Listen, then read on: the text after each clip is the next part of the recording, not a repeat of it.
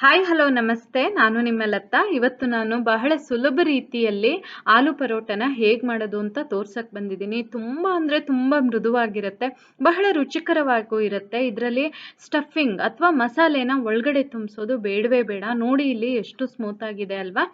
ಮೊದಲಿಗೆ ಏನು ಬೇಕು ಅಂತ ನೋಡ್ಕೊಂಡು ಬಂದ್ಬಿಡೋಣ. ನಾನಿಲ್ಲಿ 2 ದೊಡ್ಡ ಆಲೂಗಡ್ಡೆನ ಬೇಯಿಸಿ ಸಿಪ್ಪೆ ತಗೊಂಡಿದ್ದೀನಿ. ಸ್ವಲ್ಪ ಜಾಸ್ತಿ ದೊಡ್ಡದಾಗೇ ಇತ್ತು.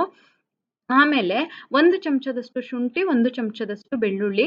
ನೀವು ಪೇಸ್ಟನ್ನು ಬಳಸ್ಬೋದು. ನಾನು ತುಂಬ ಚಿಕ್ಕದಾಗಿ ತುರ್ಕೊಂಡಿದ್ದೀನಿ.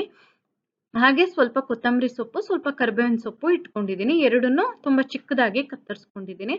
ಆಮೇಲೆ ರುಚಿಗೆ ತಕ್ಕ ಹಾಗೆ ಉಪ್ಪು, 1 ಚಮಚದಷ್ಟು ಅಚ್ಚ ಖಾರದ ಪುಡಿ, ಅರ್ಧ ಚಮಚ ಗರಂ ಮಸಾಲ, ಅರ್ಧ ಚಮಚ ಜೀರಿಗೆ ಪುಡಿ, 1 ಚಿಟಿಕೆಯಷ್ಟು ಅರಿಶಿನ. ಇವಾಗ ಹೇಗೆ ಮಾಡೋದು ಅಂತ ನೋಡೋಣ. ಮೊದಲಿಗೆ ಒಂದು ಬಾಣಲೆನಲ್ಲಿ 1 ಚಮಚದಷ್ಟು ಎಣ್ಣೆ ಬಿಸಿ ಮಾಡಿ, ಈ ಸಣ್ಣದಾಗಿ ತುರ್ಕೊಂಡಿರುವಂತಹ ಶುಂಠಿ ಮತ್ತು ಬೆಳ್ಳುಳ್ಳಿನ ಹಾಕಿ ಹುರಿಬೇಕು. ನೀವು ಒಂದೋ ಪೇಸ್ಟ್ ಬಳಸ್ಬೋದು ಅಥವಾ ಜಜ್ಜಿಕೊಂಡ್ರೂ ಹಾಕ್ಬೋದು. ಆಮೇಲೆ ಸಣ್ಣದಾಗಿ ಕತ್ತರಿಸಿರುವಂತಹ ಕರಿಬೇವು ಮತ್ತು ಕೊತ್ತಂಬರಿ ಸೊಪ್ಪು ಹಾಕಿ ಅದನ್ನು ಹುರಿಬೇಕು.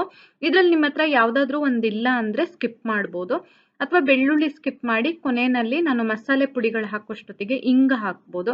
ಪುದೀನ ಮೆಂತ್ಯ ಸೊಪ್ಪಿದ್ರೆ ಅದನ್ನು ಸಹ ಸಣ್ಣದಾಗಿ ಕತ್ತರಿಸಿ ಹಾಕ್ಕೊಳ್ಬೋದು. ನೋಡಿ, ಸೊಪ್ಪು ಹುರಿದ ಮೇಲೆ ನಾನಿಲ್ಲಿ ಉಪ್ಪು, ಅಚ್ಚ ಖಾರದ ಪುಡಿ, ಗರಂ ಮಸಾಲ, ಜೀರಿಗೆ ಪುಡಿ ಮತ್ತು ಅರಿಶಿನ ಎಲ್ಲದನ್ನು ಸೇರಿಸ್ಕೊಳ್ತಾ ಇದ್ದೀನಿ. ಕೊನೆಯಲ್ಲಿ ಬೇಯಿಸಿರೋ ಆಲೂಗಡ್ಡೆನ ಪುಡಿ ಮಾಡಿ ಅದನ್ನು ಸಹ ಸೇರಿಸ್ತಾ ಇದ್ದೀನಿ. ಚೆನ್ನಾಗಿ ಒಂದ್ಸಲ ಈ ಥರ ಮಚ್ಚಿ, ಆಮೇಲೆ ಒಂದು ಸ್ವಲ್ಪನೂ ಗಂಟಿಲ್ಲದಂಗೆ, ಗಂಟಲ್ಲ ಒಂಚೂರು ಯಾವುದು ಚೂರುಗಳಿಲ್ಲದೆ ಇರೋ ಥರ ಚೆನ್ನಾಗಿ ಮ್ಯಾಶ್ ಮಾಡ್ಕೊಬೇಕು. ಅಂದರೆ ಒಂದು ಹಿಸಕಬೇಕು ಅಥವಾ ಈ ಥರ ಮ್ಯಾಶರ್ ಇರುತ್ತಲ್ಲ ಅದನ್ನು ಬಳಸ್ಕೊಂಡು ಚೆನ್ನಾಗಿ ಅದನ್ನು ಪುಡಿ ಮಾಡ್ಕೊಳ್ಬೇಕು. ನೋಡಿ, ಇಲ್ಲಿ ಇಷ್ಟು ಚೆನ್ನಾಗಿ ಆಗಿದೆ. ಯಾವುದೇ ಚೂರುಗಳು ಅಥವಾ ತುಣುಕುಗಳು ಇಲ್ಲ ಇದರಲ್ಲಿ. ಇದಕ್ಕಿವಾಗ ಗೋಧಿ ಹಿಟ್ಟನ್ನು ಸೇರಿಸಿ ಕಲಿಸ್ಬೇಕು.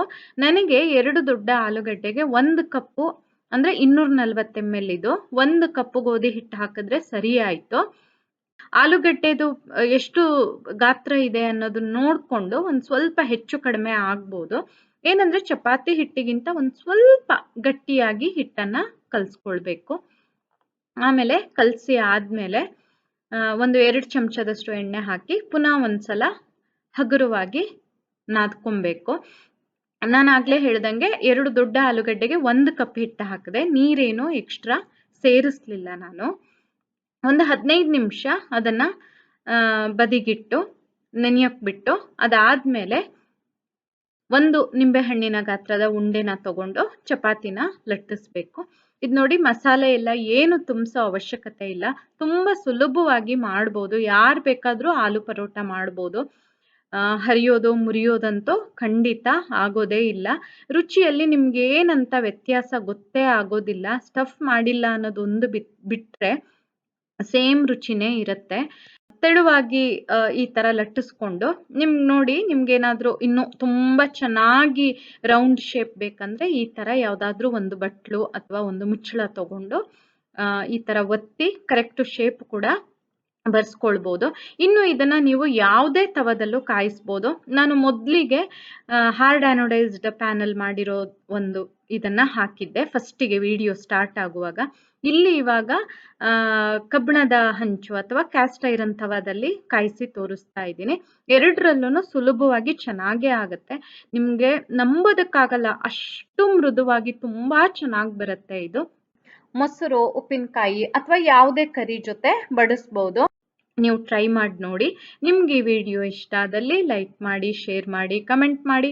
ಹಾಗೆ ನಮ್ಮ ಚಾನಲಿಗೆ ಸಬ್ಸ್ಕ್ರೈಬ್ ಮಾಡೋದನ್ನು ಮರಿಬೇಡಿ. ಧನ್ಯವಾದಗಳು.